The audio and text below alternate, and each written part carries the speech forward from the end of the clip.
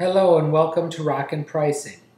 Now is when we're going to get to the meat and potatoes of the program and start pricing your work. So what I want you to do is where the white shopping bag is here, click on there. And that will take us to My Items. Now My Items is actually more than one screen. And how this works is we're going to build our items in here, and we're going to assign a price list to put them on. We're going to tell us how many items are in this, how many pictures, excuse me, what quantity they're sold in, and the various amounts of profit and expense that are associated with that. Now, this is going to have a couple of key features. One is this green check mark. And if you see the green check mark, usually you're going to be okay, because that's telling you, yep, it meets the parameters from the software. You should be okay selling at that price. Now, if you see the red flag here, that might be some cause for concern. And how this works is that it will suggest a real minimum retail price for you right here. The actual selling price is something you're going to put in. So where if you see something where it suggests that you sell it for $35 and you say, no, I want to sell it for 10, you can sell it for 10. Where it says employee commission, credit card commission, all of those things come off after you establish what your price you're selling it for.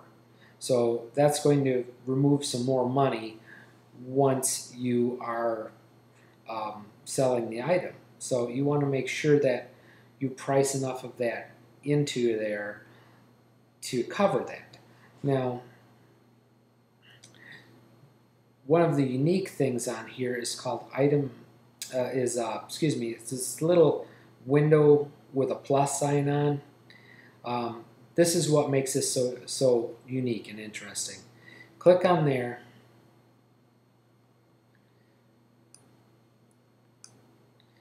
and you're going to see the list of all the items here, and you're going to see the My Items. And this is how you create an item, how you build an item to do this without retyping a bunch of stuff in.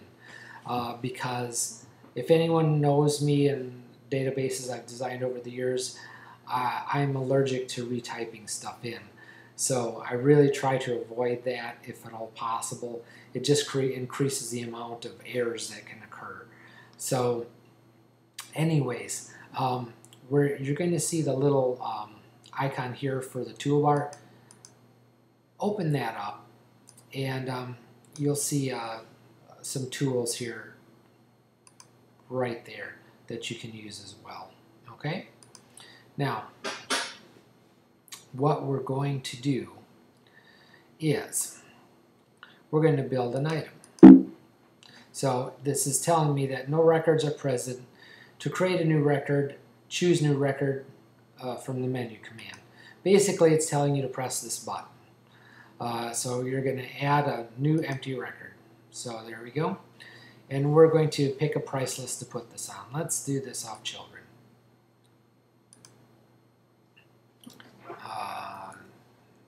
Item name, we'll just call it an 8x10.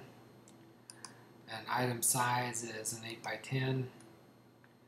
Now, many studios, and myself included, have different prices depending upon how an item is finished. Now, that can have to do with retouching, or it can have to do with how the print is finished at the lab. For instance, it might be a matte finish or a linen finish. So item finish, we're going to put that in here. Now, you're going to have a number of different things in here, but one thing you can also do is you can edit this, because you're likely to have your own names for your own finishes. And you can, let's say, where it says Rembrandt, say I have linen, and put that in there, okay? So anyways, what we're going to do, I'm going to just do an artist. And where I am, an artist finish,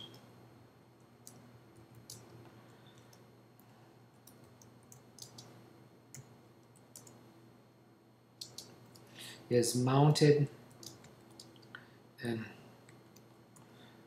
coated. And mounting and coating is a pretty common thing in our industry. Now, what I'm going to do to build the item is I'm going to click in here and I'm going to drag over onto here. But I need to just get the 8x10s. And right now I'm confronted with all of this information here, and it's really hard to see how I can just get an 8x10. So we're going to do a little shortcut here. What I did was hit the Command or Control button and F, and that enters the find mode as well. There's other ways to enter find as well, but that one is the quickest way once you get to know this. And what we're going to do is put 8x10 here, and now it's showing me all of the 8x10s in my database, and it's going to have all of them from Allied plus the one that I created in the last movie. And all of them are going to have a unique number right over here. And that number is really important because that is going to match all of the information back to it. So let's click in here, and I'm just going to drag this over onto here. Okay? And we're doing item number 68 according to here, not that that matters. And we need to know how many 8x10s we're going to sell in this item. Well, we're just doing just this item, so just one. And then I usually use double weight artboard, so we're going to do one of those. And click on there. And we're going to do a coating over the top of it. And we're going to click on there. Now,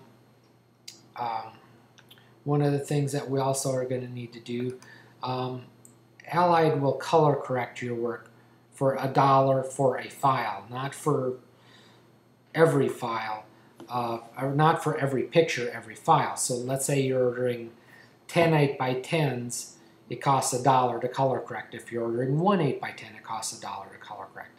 I order my work color corrected because I want my customers to get the best quality work, and that is going to be through the color correction, in my opinion. Now there's times when you don't want it color corrected as much, but most of the time I think that you're better off in the long run doing it that way. So once again, I'm just going to hit Control F, and we're going to do, I just typed in color, and then we see color correction, and I'm going to drag it down, and we're going to do one of those. So another thing that we're going to need to do is we're only going to sell one of these at a time. Some items aren't like that, but this one is.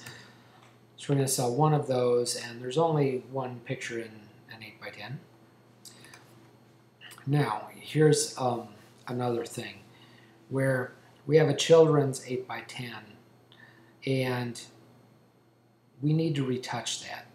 Now, one would think that children aren't going to need quite as much retouching as adults are. And sometimes that's true, but sometimes that's totally not true, because little kids can have very light, pale colored skin. They have veins showing through, or eye bags, or they might have a boo-boo where they ran into the coffee table or whatever. So we're going to want to accommodate that in our retouching. And we want to put in the retouching a realistic representation of how long that's going to take to retouch. So the retouching time in minutes. So where I think, honestly, I can retouch one of those in 7 minutes as an 8x10, if it's a close-up. If it's a farther back one, I can retouch it in less, but I usually like to err a little bit towards the higher end of this.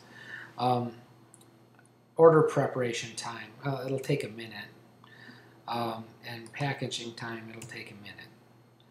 So we don't have any test prints, which I don't need those for the size. And there's no like sort of bonuses, but let's say there was. Let's say we're doing an 8x10, but they got a free 4x6 with it. I would have to put that cost in here as well. Okay? So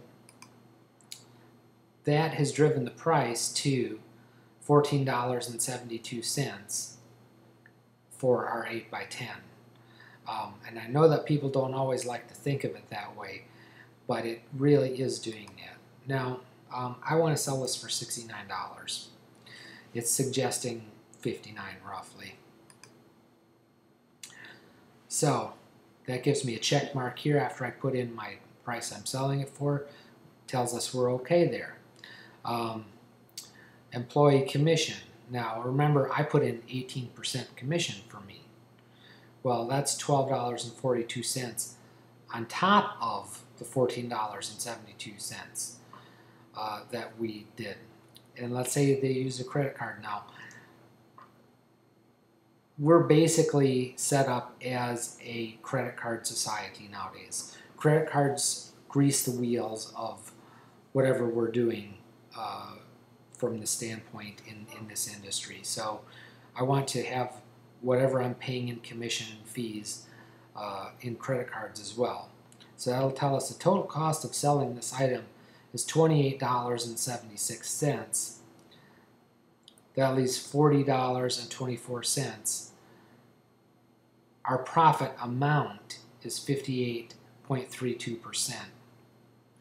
Now, basically, this is skewed by the fact that I am doing 18% commission. I would never recommend that much commission for a person. 10% would be my maximum, which is part of the reason why I don't like selling online. But this figure is a little bit low, okay? Would probably still be okay on this, but you know, if I would put in the 59 here,